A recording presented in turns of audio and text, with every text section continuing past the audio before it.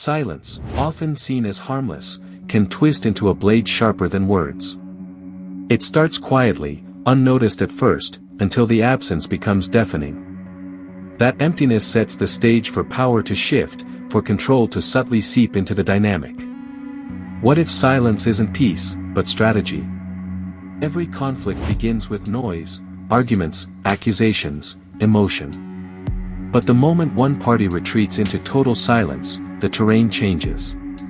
The other person scrambles for sound, for attention, for acknowledgement. That desperation becomes the first sign of psychological fracture. To destroy someone using silence, you must first understand the human mind's addiction to feedback. Validation is oxygen to ego, and silence suffocates it. The person begins to second-guess their reality, anxious for any sign that they still matter. Imagine holding someone's world in the palm of your hand, not with violence, but with stillness. You deny them your voice, your acknowledgement, your energy. Soon, your silence echoes louder than any shouted insult ever could. It becomes their obsession, their torment. Silence works because the mind hates unfinished stories. When you stop responding, the other person creates endless scripts in their head, most of them darker than the truth. Each imagined reason cuts deeper, eroding their confidence piece by piece. Psychologists call this the invisible punishment, a form of emotional neglect that conditions obedience. It trains the target to overthink, to chase, to apologize for things they never did wrong. And the more they chase, the deeper they fall into dependency. In dark psychology, silence is not avoidance, it's manipulation disguised as restraint. Each unspoken word becomes a weaponized pause, leaving the victim trapped in uncertainty. They replay every interaction, begging the void for clarity that never comes. Picture a relationship where one person withdraws affection overnight.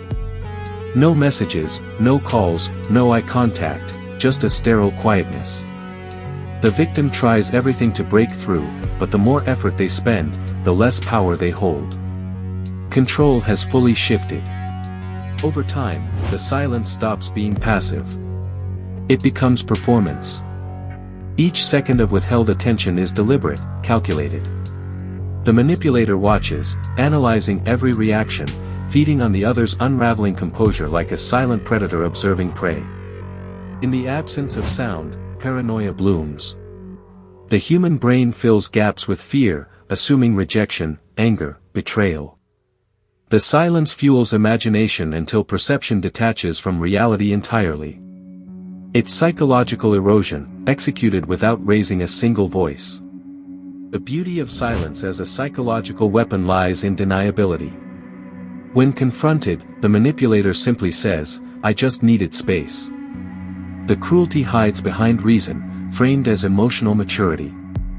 The victim, however, is left gasping for closure that will never arrive. Silence punishes the emotional brain more than any insult could. Neuroscience shows that social rejection activates the same pain centers as physical injury. So every unanswered message, every avoided gaze, strikes with the sting of an invisible wound. The longer the silence lasts, the deeper the person spirals. Their self-worth begins to depend on reactivation, on your next word, glance, or sigh. You condition them to believe that comfort is a privilege you decide when to grant. To fully destroy someone through silence, consistency is key. Breaks in the quiet give them hope, rebuilding small pieces of self-assurance.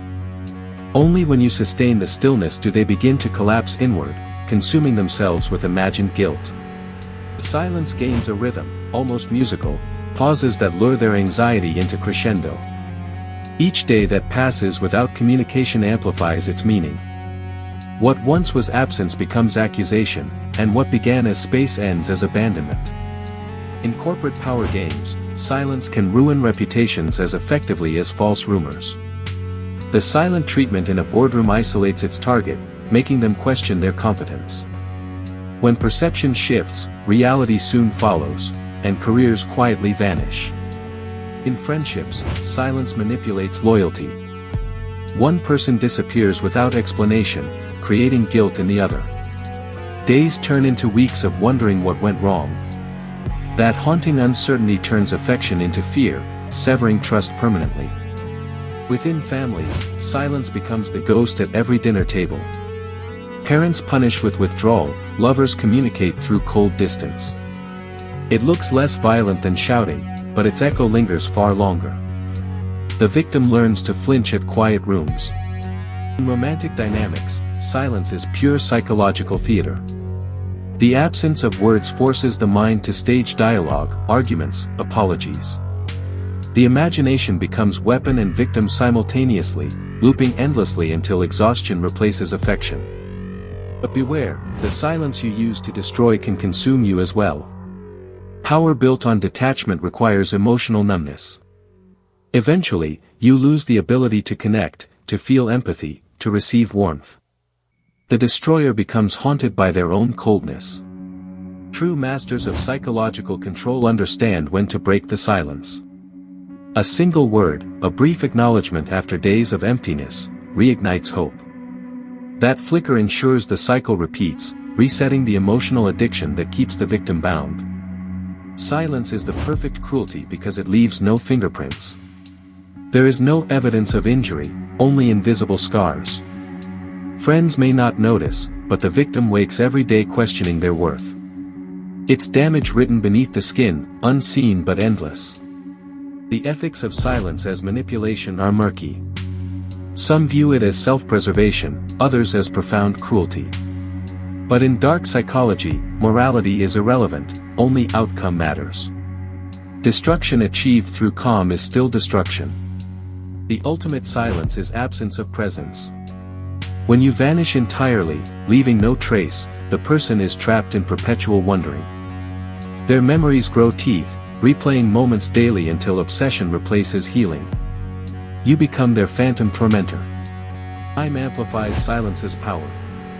Weeks of no contact harden walls that were once pliable with emotion. Even if reconnection occurs, the damage lingers, a haunting distrust that forever questions the next quiet moment. Silence, once used, can never be unheard. The target, desperate for explanation, often becomes their own tormentor. They craft narratives in your place, reliving every interaction searching for fault. You no longer need to speak, their conscience does it for you, and it never stops talking. When silence turns from tool to weapon, it ceases to protect and begins to poison. Self-defense morphs into control, empathy becomes currency. In this quiet battleground, victory is not declared, it's felt in another's surrender to confusion. For some, silence inflicts more terror than rage ever could because it represents indifference. Anger at least acknowledges presence, indifference erases it. To be ignored is to cease existing, even while alive. And therein lies its ultimate cruelty. Psychological aftermath of prolonged silence can mimic trauma. Anxiety, hypervigilance, and insomnia replace peace. Victims learn to fill every quiet second with distraction just to escape the echo of abandonment lodged in their memory. Understanding this power requires acknowledging human dependency on recognition. Silence strips the illusion of control, revealing how fragile our sense of worth truly is. Without feedback, identity withers like a plant starved of light.